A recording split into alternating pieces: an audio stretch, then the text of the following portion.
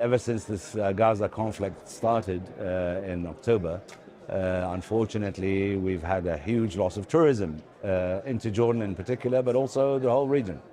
And unfortunately, people view the region as a single homogeneous unit.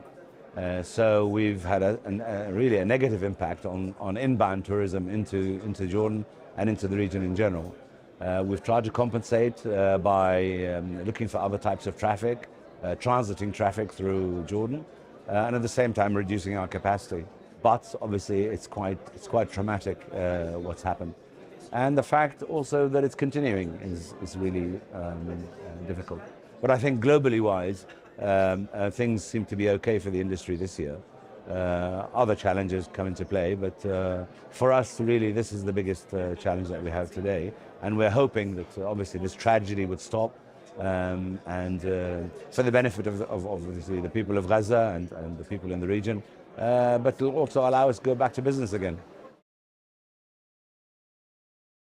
None of the crises in the regions could have been forecasted.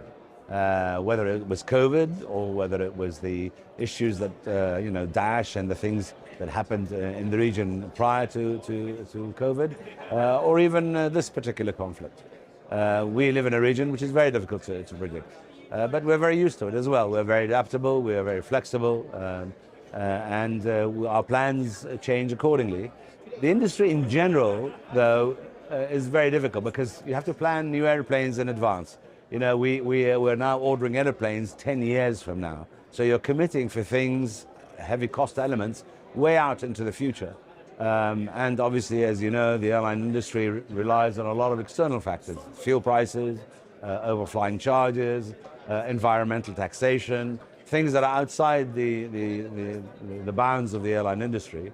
Yet, revenue is obviously highly competitive and subject to what's happening.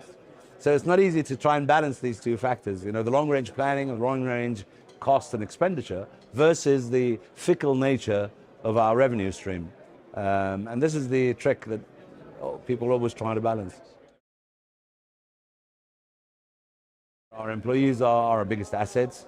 They're in the region, so they know what's going on, and we adapt.